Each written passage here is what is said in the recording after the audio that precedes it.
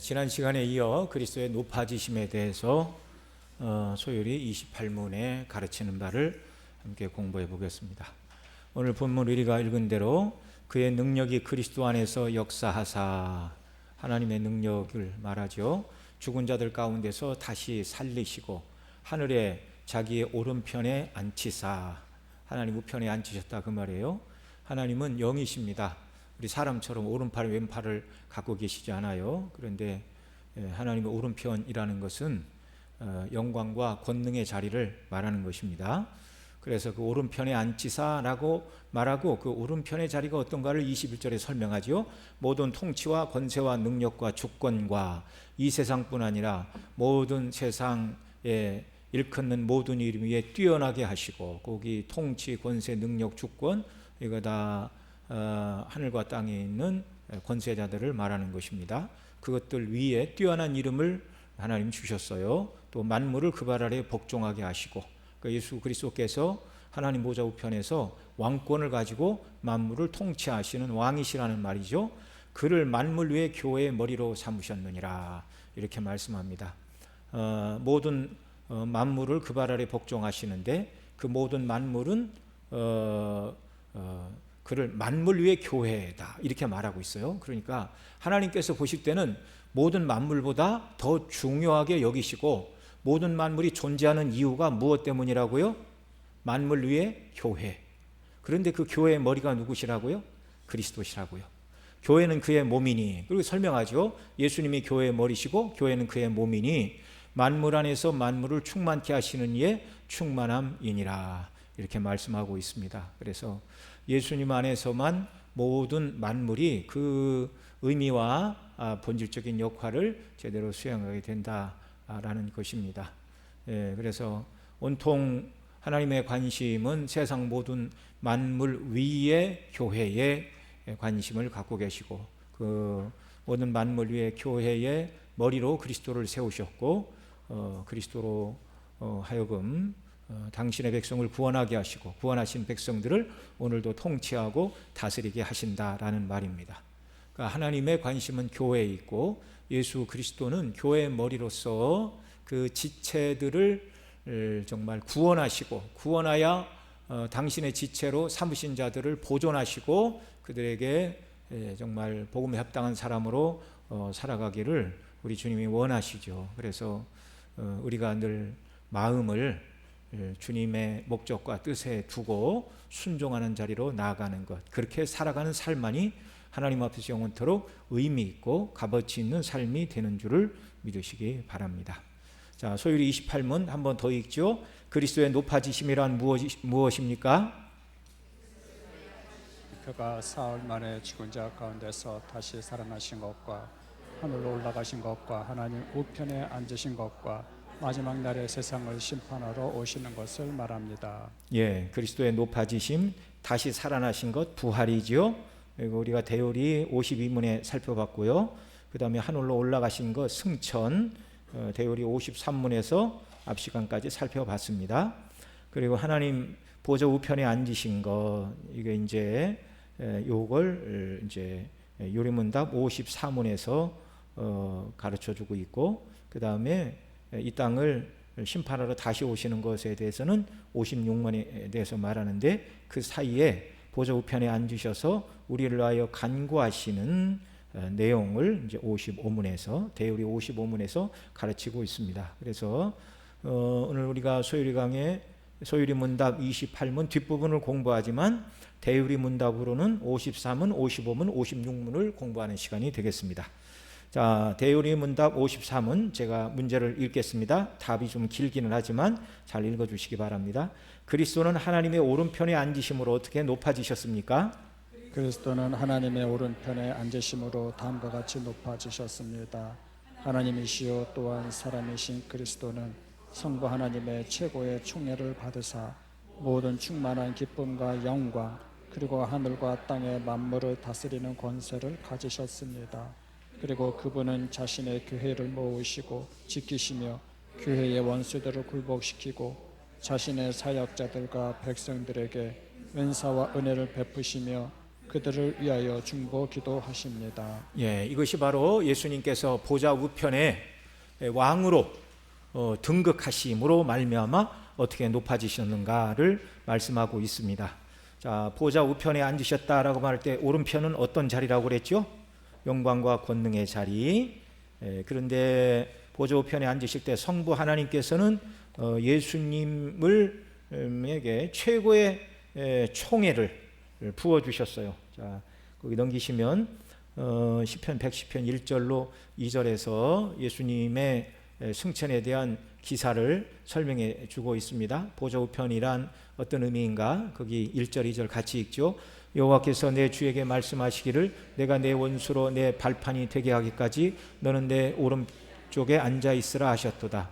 여호와께서 시온에서부터 주의 권규를 보내시리니 주는 원수들 중에 다스리소서. 아멘. 여기 오른편 말씀드린 대로 영이신 하나님 오른팔이 있을 수가 없어요. 오른쪽이라는 말은 영광과 권능의 장소인데 성부께서는 오른편에 예수님을 앉게 하시고 그리스도에게 권능의 규를 주어 원수들을 다스리시고 또 당신의 백성들을 통치하는 권세를 주셨습니다. 자, 첫째로 하나님 오른편에 앉으신 하나님이시오 또한 사람이신 그리스도는 성부 하나님의 최고의 무엇을 받으셨다고요? 총애를 받으셨다고요. 빌립보 2장 9절 같이 읽습니다. 이러므로 하나님 그를 지극히 높여 모든 이름 위에 뛰어난 이름을 주사. 이게 성부의 지극한 사랑을 받으시는 것을 말하고 있습니다. 예, 지극히 사랑하면 그 이름을 존귀케 하는 것이죠. 십자가 위에서는 성부께서 죄인에게 내리셔야 될 저주와 진노를 그리스도에게 내리시는 시간이었어요. 그러나 부활하신 그리스도는 더 이상 저주와 진노의 대상이 아닙니다. 십자가에서 완전한 구속을 완성하신 예수 그리스도를, 부활하신 그 그리스도를 이제 성부 하나님은 지극한 사랑으로 받으셨고 또한 성부께서는 그리스도를 지극히 높여주셨습니다. 자, 그래서 고난 다음에 영광, 노크로스 노크라운이라는 말은 개혁주의 신학에서 그리스도의 비하 뒤에 승기를 정확하게 나타내주는 말입니다.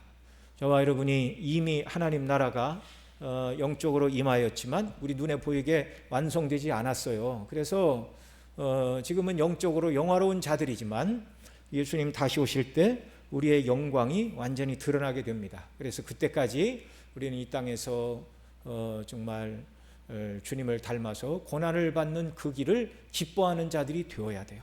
이 땅에서 주의 영광을 위해 고난을 받는 것만큼 하나님 나라에서 받게 될 영광은 더 크다는 사실을 기억하시기 바랍니다. 때때로 하나님께서 왜 나에게 이렇게 무거운 짐을 맡겨주시나, 또 이렇게 막 다른 사람은 뭘 봐도 그냥 넘어가는데 그냥 교회의 몸만 보면 다 내 할 일처럼 느껴져서 그걸 안 하면 견딜 수 없는 분들은 복받은 분들인 줄 믿으시기 바랍니다. 예, 아시겠죠? 예. 목사님을 봐도 불쌍해요. 그냥 요즘 보니까 마른 것 같고 어디가 아픈 것 같고 내가 기도를 조금 덜 해서 그런가, 그런 마음은 아무나한테 주시는 마음이 아닌 줄 믿으시기 바랍니다. 예. 교회 아이들을 봐도 사랑스럽고 위해서 기도해야 되겠고, 어디 선교지에서 들려오는 소식이 들으면 후원을 못 받아 선교사가 이제 거기서 더 이상 있지 못하고 돌아와야 된다, 이런 이야기를 들을 때 한없이 마음이 무겁고 내가 어떻게 그것을 감당할 만한 여건이, 어떻게 그를 도와야 되나, 이런 정말 주의 복음을 위해서 우리가 마음을 쓰고 또 헌신을 하고 충성을 다하고, 여러분 이것이 복인 줄 믿으시기 바랍니다. 하나님 나라 갔을 때 우리 자신의 세상적인 영광을 위하여 시간과 물질을 쓴 것은 아무것도 주님이 기억해 주시지 않아요. 오직 복음과 함께 고난을 받고 주의 영광을 위하여 의미 있게 감당한 그 일만 주님께서 기억하시고 칭찬하시고 상급을 주실 줄 믿습니다. 자, 그 다음 하나님 오른편에 앉아 계신 그리스도는 모든 충만한 기쁨과 영광 그리고 하늘과 땅의 만물을 다스리는 권세를 가지셨습니다. 이 땅에서 예수님은 배척을 받으셨어요. 정말 인생에 당해야 되는 그런 외적인 비참함, 우리가 우리 죄 때문에 당해야 될 비참함을 예수님이 당하셨어요. 그래서 사람들에게 버려진 외로움의 사람이었고 슬픔의 사람이었어요. 그 예수님의 이 땅에서의 정말 죽기까지 예수님을 따르겠습니다 말하던 모든 제자들이 나 예수님 모른다 다 부인하고 도망갈 때, 또 십자가에 달리셨는데 아래에서 머리를 휘저으며 저가 메시아면 하나님 구원하실 걸 혀를 차고 비웃는 그 무리들을 볼 때, 그리고 아버지 하나님마저도 그 얼굴을 돌리시고 그래서 하늘이 온통 깜깜한 어두움으로 가득 차 있을 때 예수님이 홀로 우리 때문에 받으셔야 됐던 죄에 대한 저주와 심판은 너무나 큰 것이었습니다. 그러나 부활하신 예수 그리스도는 더 이상 그렇지 않아요. 충만한 기쁨과 영광, 충만한 기쁨과 영광, 장차 그리스도 안에서 저와 여러분이 받아 누리게 될 충만한 기쁨과 영광을 우리도 바라보시기 바랍니다. 그리고 하늘과 땅의 만물을 다스리는 권세를 예수님이 가지셨는데 우리가 그리스도의 왕권에 함께 참여할 것이다, 성경은 가르치고 있습니다. 자, 그리스도께서는 성부께로부터 충만한 기쁨을 받으셨어요. 사도행전 2장 26절 28절 같이 읽습니다. 그러므로 내 마음이 기뻐하고 내 오도 즐거워하였으며 육체도 희망에 거하리니 이는 내 영혼을 음부에 버리지 아니하시며 주의 거룩한 자로 썩음을 당하지 않게 하실 것이미로다. 주께서 생명의 일을 내게 보이셨으니 주 앞에서 내게 기쁨이 충만하게 하시리로다 하였으므로. 이제 부활 후에 충만한 기쁨을 하나님께서 부어주실 것을 내다보고 정말 베드로 사도가 그리스도를 증거하는 내용입니다. 또한 그리스도께서는 원래 영광으로 회복하셨어요. 부활 승천하신 다음에 요한복음 17장 5절에서 십자가를 앞에 두고 이렇게 기도하셨습니다. 같이 읽습니다. 아버지여, 창세전에 내가 아버지와 함께 가졌던 영화로서 지금도 아버지와 함께 나를 영화롭게 하옵소서라고 기도하셨는데, 이제 모든 구속을 완성하시고 보좌 우편에 앉으셨을 때 창세전에 아버지와 가졌던 그 영광의 자리로의 회복을 다 이루신 것입니다. 뿐만 아니라 그리스도께서는 하늘과 땅의 만물을 다스리는 권세, 왕의 권세를 가지셨어요. 하나님 우편에 앉으신 그리스도께서는 하늘과 땅의 만물을 다스리는 주가 되셨습니다. 마태복음 28장 18절, 하늘과 땅의 모든 권세를 주셨어요. 아버지께서 그 아들에게 주셨어요.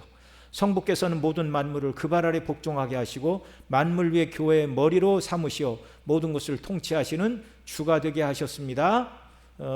자, 그다음 에베소서 1장 20절은 우리가 본문을 통해 읽었고, 베드로전서 3장 22절 같이 읽죠. 시작. 그는 하늘에 오르사 하나님 우편에 앉아 계시니 천사들과 권세들과 능력들이 그에게 복종하느니라. 아멘. 이 땅에서 일어나는 모든 일들은 그리스도께서 통치하심의 결과인 줄을 믿으시기 바랍니다. 그래서 어찌하여 이 땅에 이렇게 악이 창궐한가, 그렇게 누구 탓을 하지 말고 하나님 앞에 성도들은 기도해야 됩니다. 세우신 위정자들이 하나님을 경외하고 나라를 바르게 통치하고 이끌어가는 긍휼을 베풀어 달라고 기도해야 돼요. 백성이 죄가 많으면 지도자들을 통하여 백성을 징계하시는 것이 하나님의 방식이라는 걸 우리가 기억을 해야 됩니다. 어떤 분들은 하나님께서 통치하시면 세상이 이렇게 악할 수가 있는가, 불의가 힘을 얻고 공의가 땅에 떨어졌다고 한탄하는 분들이 있어요. 그러나 인생의 죄악대로 주께서 갚으셨다면 모두 지옥 형벌에 이미 다 들어가야 마땅한 것입니다. 그리스도께서 이 세상을 통치하시는 목적은 에베소서 1장 22절에서 또 만물을 그 발 아래 복종하게 하시고 그를 만물 위의 교회로 머리로 삼으셨느니라라고 말씀하시는 대로 교회 때문입니다. 교회를 보호하시고 교회를 통하여 복음이 증거되게 하시고 악하고 불의한 이 세상을 죄로 인한 비참한 가운데 두셨으나 이 세상은 성부께서 택한 백성들이 다 예수님 믿고 구원받기까지 그리스도께서 왕으로 통치하십니다. 우리도 주님이 재림하시는 날 주의 영광에 참여하여 주와 함께 다스릴 것이라고 말씀하는 성경의 약속의 말씀을 붙들고 그리스도 안에서 높아질 날이 오고 있음을 바라보고 오늘은 정말 낮은 자리에서 주님을 섬기는 그런 성도가 되어야 하겠습니다. 그리고 세 번째로, 그리고 그분은 자신의 교회를 모으시고 지키시고, 이게 왕으로서 하시는 거예요. 보좌 우편에서 교회를 모으시고 지키시고 원수를 굴복시키시고 자신의 사역자들과 백성들에게 은사와 은혜를 베푸시며 그들을 위하여 중보기도 하십니다. 자, 교회 머리 되신 그리스도께서 그를 만물 위의 교회의 머리로 세우셨어요. 그래서 머리 되신 그리스도께서는 교회를 불러 모으십니다. 자, 그러니까 택한 백성을 부르신다 그 말이죠. 요한복음 11장 51절 52절 같이 있습니다. 이 말은 스스로 함이 아니요 그의 대제사장이므로 예수께서 그 민족을 위하시고 또 민족을 위할 뿐만 아니라 흩어진 하나님의 자녀를 모아 하나가 되게 하기 위하여 죽으실 것을 미리 말함이라. 그 대제사장이 한 사람이 모든 사람을 위하여 죽는 것이 낫지 않겠느냐, 무슨 뜻인지를 몰랐어요. 그런데 예수님 한 분의 죽으심으로 말미암아 택한 백성들이 그 복음으로 모으시는 그리스도의 역사를 설명하는 말이죠. 또 예수 그리스도는 교회를 지키시는 분입니다. 요한복음 10장 28절 시작. 내가 그들에게 영생을 주노니 영원히 멸망하지 아니할 것이요 또 그들을 내 손에서 빼앗을 자가 없느니라. 아멘. 저와 여러분을 누가 붙들고 계신다고요? 예수님께서 우리를 붙들고 계세요. 교회를 지키시고 저와 여러분을 지키셔서 우리의 구원이 취소되지 않습니다. 그 다음에 이제 요한복음 10장 29절 다음에 아버지 손에서 빼앗을 자가 없느니라 그렇게 말하고 있어요. 성자께서 우리를 붙들고 계시고 성부 하나님께서도 우리를 붙들고 계셔서 아무도 우리를, 하나님 편에 있는 우리를 빼앗아가 마귀 편으로, 지옥 편으로 던질 자가 없다라는 것입니다. 또 마태복음 28장 20절 같이 읽죠. 볼지어다 내가 세상 끝날까지 너희와 항상 함께 있으리라 하시니라. 교회, 성도와 함께 하시고 지키십니다. 또 교회 원수들을 굴복시키시는 일을 하세요. 앞서 읽은 시편 110편 1절 같이 읽습니다. 여호와께서 내 주에게 말씀하시기를 내가 내 원수로 내 발판이 되게 하기까지 너는 내 오른쪽에 앉아 있으리라 하셨도다. 그래서 하나님 아버지께서 그리스도를 통하여 이 세상의 모든 악한 자들을 다 굴복시키시는 일을 지금도 행하고 계십니다. 뿐만 아니라 교회 자신의 사역자들과 은사와 은혜를 베푸시며, 우리 지난 시간에도 살펴봤지만 승천하신 그리스도께서 교회에 주신 선물이에요. 첫째가 성령님, 둘째가 성령을 통하여 주시는 은사, 셋째가 세우신 종들.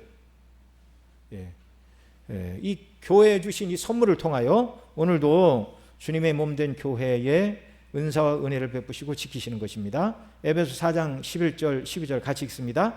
그가 어떤 사람은 사도로, 어떤 사람은 선지자로, 또 어떤 사람은 복음 전하는 자로, 어떤 사람은 목사와 교사로 삼으셨으니 이는 성도를 온전하게 하여 봉사일을 하게 하며 그리스도의 몸을 세우려 하심이라. 아멘. 또 교회를 위하여 중보기도 하십니다. 이제 이 내용은 이제 55문에서도 자세히 살펴볼 것입니다. 자, 크게 세 번째, 그리스도는 우리를 위하여 어떻게 간구하시는지에 대해서 대우리 55문에서 가르치고 있습니다. 55문 제가 읽습니다. 답을 읽어 주십시오. 그리스도는 우리를 위하여 어떻게 간구하십니까? 그리스도는 우리를 위하여 다음과 같이 간구하십니다. 그리스도는 지상에서 이루신 자신의 순종과 희생의 공로로서 하늘에 계신 성부 앞에 우리의 본성을 지니신 모습으로 끊임없이 나아가사 그 순종과 희생의 공로가 모든 신자에게 적용되도록 자신의 뜻을 엄명하십니다. 또 그들에 대한 모든 고발에 답변하시고 날마다 넘어지는 그들임에도 그들에게 양심의 평안을 갖게 하셔서 은혜의 보좌로 담대히 나아가게 하여 그들 자신과 그들의 봉사가 받아들여지게 하십니다. 아멘. 자, 우리에게 이런 우리의 왕 그리스도가 계십니다. 이런 대제사장 중보자가 우리에게 계십니다. 이 땅에서 이루신 완전한 순종과 희생의 공로를 가지고 우리와 같은 본성을 가지신 모습으로 성부에게 나아가 우리를 위하여 이루신 순종과 희생을 근거로 우리에게 정말 그 모든 공로가 적용되도록 언명하십니다. 이건 밝히 드러내신다 그런 말이에요.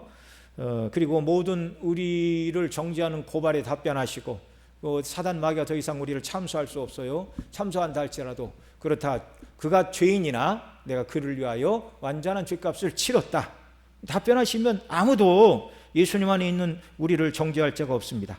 또 날마다 넘어지는 그들임에도 불구하고 양심의 평안을 갖게 하시고, 뒤에 가서도 살펴보겠지만 십자가의 보혈에 한없는 그 능력의 영광을 깨달아 알게 하시고, 우리의 연약에도 불구하고 내가 의로워서 하나님 나를 받으신 것이 아니라 예수님 때문에 나를 받아주셨구나, 마음의 평안을 받게 하시고 은혜의 보좌 앞에 담대히 나가 구하게 하시고, 또 그들 자신과 그들의 봉사가 우리 자신과 우리가 주를 위하여 섬기는 모든 것을 하나님이 기쁘게 받으시도록 그렇게 역사하신다는 말입니다.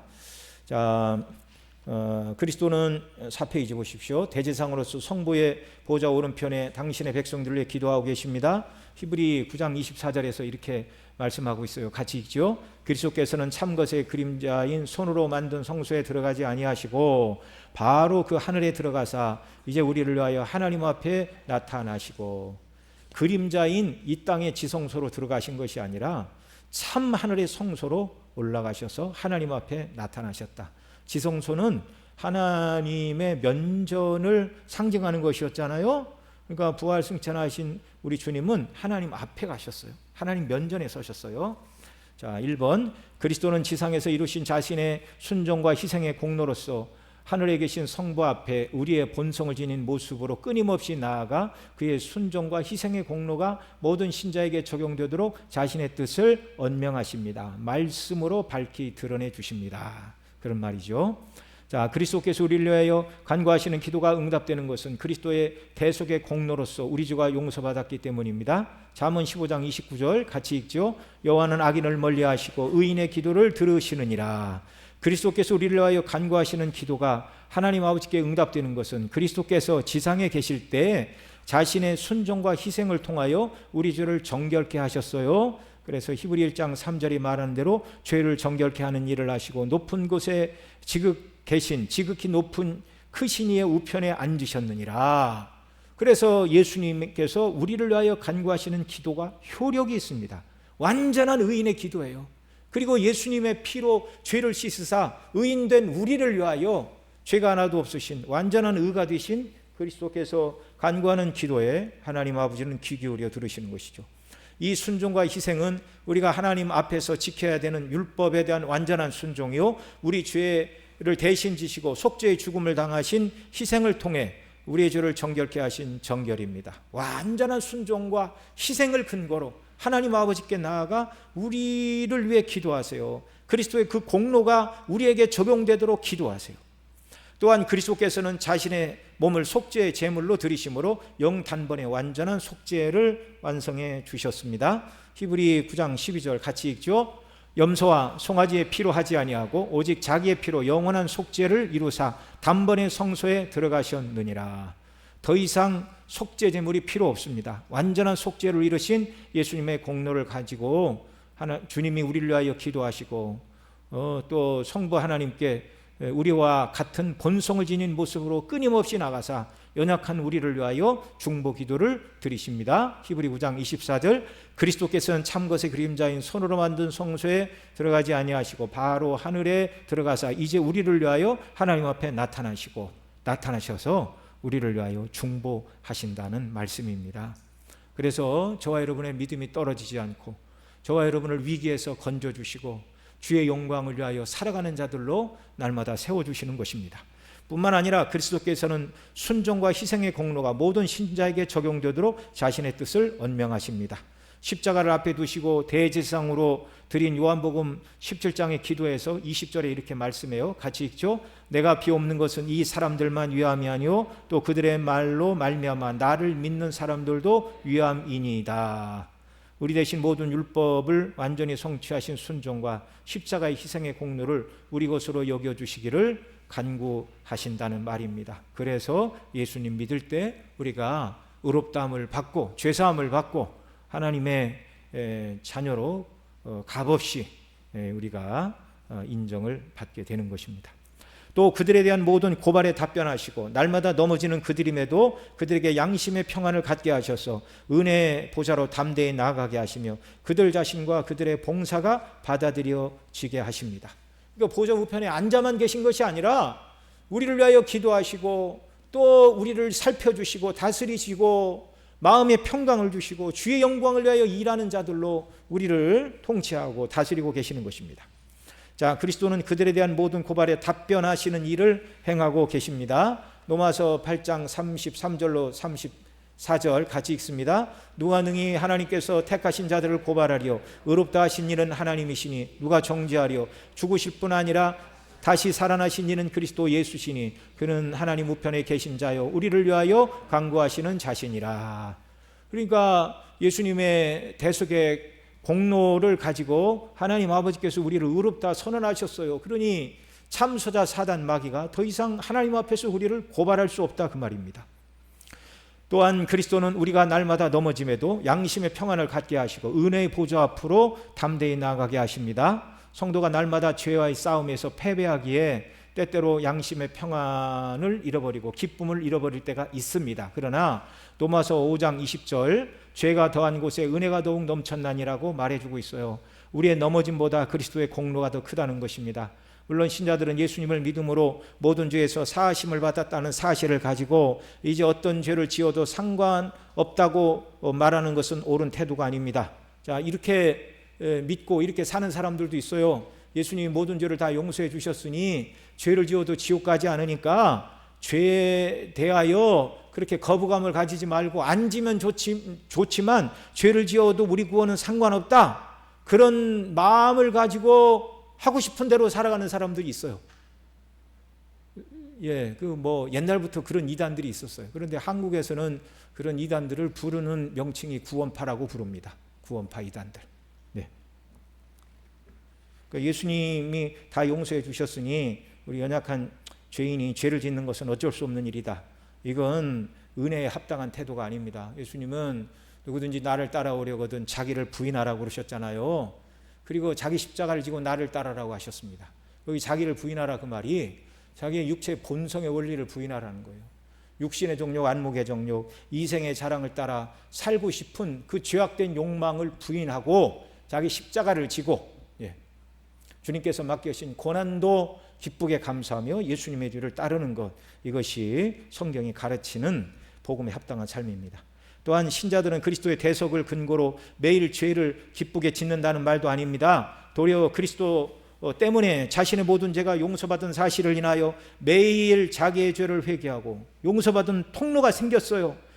넘어졌어도 정말 죄를 짓지 않으려고 애를 쓰다가 넘어지나, 그러나 예수의 보배 피를 의지하여 다시 회개하고 통회하고 이런 죄에 넘어지지 않게 해달라고 기도하며 죄와 싸우는 자가 되었습니다. 복음의 은혜를 깨닫는 자의 심령에 성령께서 이런 은혜를 주시는 거예요. 그의 심령에는 모든 죄가 용서되었다는 것을 알게 하심으로 참된 평안을 주심으로 죄와 피 흘리기까지 싸우게 하시고 매일매일 은혜의 보좌 하나님의 면전에 담대히 나아가 죄와 싸울 수 있는 힘과 은혜를 달라고 간구할 수 있는 것입니다. 뿐만 아니라 그리스도는 그들 곧 우리 자신과 우리의 봉사가 하나님 앞에 받아들여지게 하십니다. 그리스도 밖에서 사람이 하는 모든 일은 하나님 보시기에 아무리 선한 의도와 목적을 가지고 그 일을 행했다 할지라도 사람들이 행하는 선이라고 말하는 그걸 하나님의 엄격한 기준으로 보면 흠과 티가 있습니까? 없습니까? 있어요. 그래서 인생에 행하는 선과 의는 하나님 앞에서 아무런 가치가 없습니다. 이사야 선지자는 거기 이사야 64장 6절에 뭐라고 그랬어요? 같이 읽죠? 무릇 우리는 다 부정한 자 같아서 우리의 의는 다 더러운 옷 같으며 우리는 다 잎사귀 같이 시들므로 우리의 죄악이 바람같이 우리를 몰아가나이다. 이사야 선지자가 나쁜 사람이라 이렇게 한 말이 아니에요. 하나님의 거룩하심을 깨달으니까 우리가 아무리 자신을 조심하고 살피고 이렇게 해서 선하고 의로운 일을 행한다 할지라도 그 모든 것들은 하나님 보실 때는 뭐와 같다고요? 다 더러운 옷과 같다, 이렇게 말씀하고 있습니다. 자, 그래서 우리가 아무리 조심하고 노력해도 우리가 행한 의 자체는 하나님께서 받으실 만한 것이 못 됩니다. 그러나 이제 우리는 그리스도 안에서 하나님께서 기뻐하시는 일을 위해서 우리 자신을 드릴 수 있게 되었습니다. 이 사실을 에베소 1장 6절에서 이렇게 말하죠. 같이 읽습니다. 이는 그가 사랑하시는 자 안에서 우리에게 거저 주시는 바 그 은혜의 영광을 찬송하게 하려는 것이라. 하나님의 은혜의 영광을 찬송하며 하나님의 은혜의 영광에 걸맞는 일을 행하는 사람으로 우리를 불러주셨어요. 그래서 그리스도 안에서 구원의 은혜에 감사하여 믿음으로 행하는 모든 일들을 하나님이 기쁘게 받아주신다는 말입니다. 예수님의 대속의 은혜에 기뻐하여 주께서 베푸신 은혜에 보답하기 위하여 행하는 모든 일들이 비록 연약하고 흠이 있는 것이지만 그리스도 안에서 그리스도의 이름으로 행하는 이 모든 선행들을 하나님이 기쁘게 연락하신다는 거예요.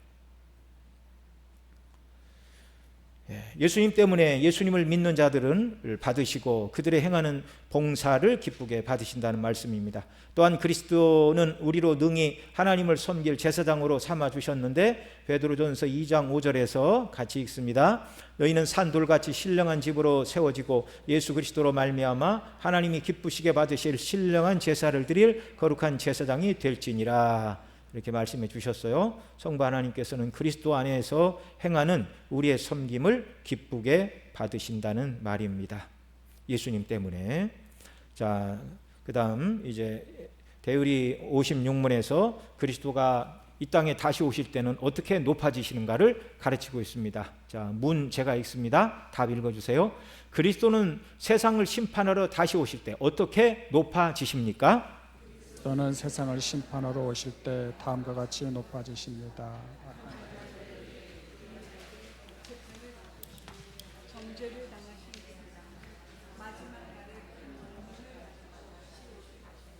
자기 자신과 아버지의 영광을 충만하게 나타내시면서 모든 거룩한 천사들, 큰 외침, 천사장의 소리, 그리고 하나님의 나팔 소리와 함께 오사 세상을 의로 심판하실 것입니다. 아멘.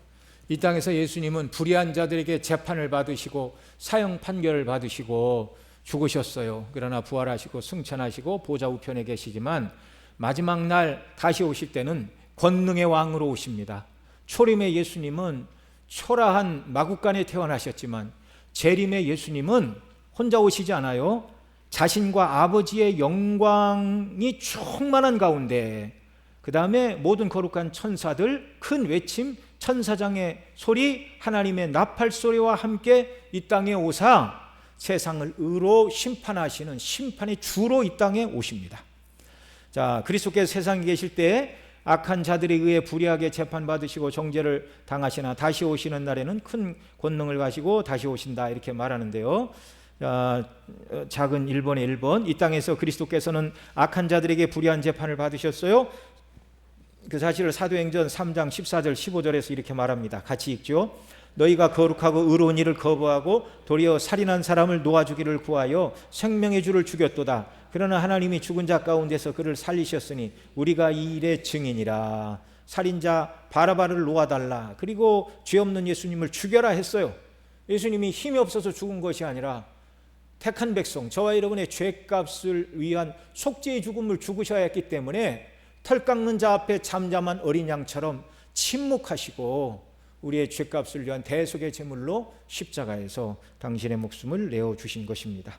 그러나 다시 오실 때는 더 이상 예수님은 정말 죄 없으신 그분이 불의한 재판과 수치와 멸시와 죽임을 당한 것과는 정반대로 권능을 가지고 오사 모든 악인들을 심판하십니다. 작은 두 번째, 그러나 다시 오시는 그날에는 큰 권능을 가지고 다시 오시는데 요한계시록 1장 7절에서 다시 오실 때의 모습을 이렇게 말해요. 같이 읽습니다. 볼지어다 그가 구름을 타고 오시리라. 여기 구름을 타고 라고 말할 때 탄다라는 말이 메타라는 단어인데 영어로 말하면 with, 한국말로는 함께, 구름과 함께 오시리라. 예.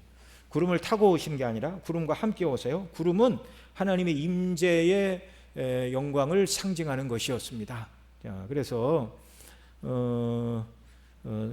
구약의 성막과 성전을 지었을 때 하나님께서 빽빽한 구름 가운데 거기 임재해 주셨어요. 하나님의 영광을 사람이 눈으로 보면 죽으니까 구름으로 가리시고 나타나신 것입니다. 네. 구름과 함께 영광 중에 오신다 그 말씀이죠. 큰 권능을 가지고. 자, 그리고 두 번째, 그리스도는 다시 오실 때 자기 자신과 아버지의 영광을 충만하게 나타내시면서 모든 거룩한 천사들, 큰 외침, 천사장의 소리, 그리고 하나님의 나팔 소리와 함께 오사 세상을 의로 심판하십니다. 자기 자신과 아버지의 영광을 충만하게 나타내시면서 거룩한 천사들을 대동하시고 이 땅에 오세요. 초림의 그리스도는 낮고 천한 모습으로 마국간 말구 위에 태어나 누이셨지만 그리고 어린 아기로 여인의 태에 잉태되시고 낮은 여인의 후손으로 오셔서 여러 가지 인생이 당해야 되는 비참을 다 겪으셨지만 그 이유는 우리의 구주가 구주로서 감당해야 될 일 때문에 그러신 것이죠. 그러나 재림의 그리스도는 영광 중에 오십니다. 자신과 아버지의 영광을 충만하게 나타내시면서 모든 거룩한 천사들을 수종자로 삼으시며 다시 오십니다. 예. 자, 그들 모든 거룩한 천사들은 그리스도와 아버지의 영광을 충만히 드러낼 심부름꾼들이고 일꾼들입니다. 그리스도의 오심은 하늘로 올라가신 그 모습 그대로 참 사람이시고 참 하나님이신 그분의 인격을 가지고 오십니다. 그래서 그리스도의 재림은 인격적인 재림이다, 이렇게 말할 수 있고요. 동시에 예수님께서 재림하심을 알게 되는 자연의 법칙을 초월하시는 초자연적인 법칙으로 예수님은 다시 오십니다.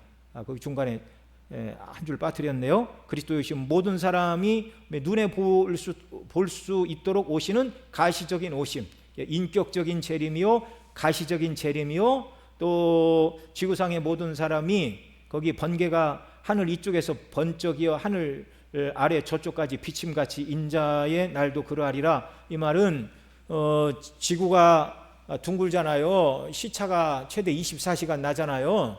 예, 그래서 뭐 대한민국에 오시면 지구 반대편 사람들은 예수님이 오신 것을 모른다, 그것이 아니라 어디에 재림을 하시든지 동시에 지구 어디에 있든지 모든 사람에게 그리스도가 재림하셨음을 알게 하시는 이 초자연적인 모습으로, 자연의 법칙을 초월하시는 초자연적인 모습으로 주님이 재림하실 것이다 라는 말씀입니다.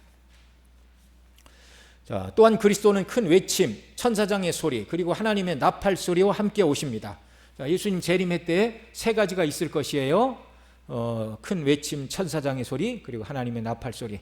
그것을 데살로니가전서 4장 16절은 이렇게 말합니다. 같이 읽죠. 호령과 천사장의 소리와 하나님의 나팔 소리로 친히 하늘로부터 강림하시리니 그리스도 안에서 죽은 자들이 먼저 일어나고. 이 세 가지 소리, 호령, 천사장의 소리와 하나님의 나팔 소리는 죽은 자들을 일깨우는 능력의 소리입니다. 그래서 강림하시리니, 그래서 호령과 천사장의 소리와 하나님의 나팔 소리가 울려 퍼질 때 그리스도 안에서 죽은 자들이 먼저 일어난대요. 그러니까 이 세 가지 소리는 죽은 자들을 다시 일깨우는 능력의 소리입니다. 또한 세상의 이목을 집중시키는 소리입니다. 이 소리가 날 때 죽은 모든 자들 중에 예수님을 구주로 믿은 자들은 영생에 들어가기 위하여 부활의 몸을 입고 다시 살아나고, 악한 자들은 지옥의 심판에 합당한 몸으로 다시 살아나게 될 것입니다.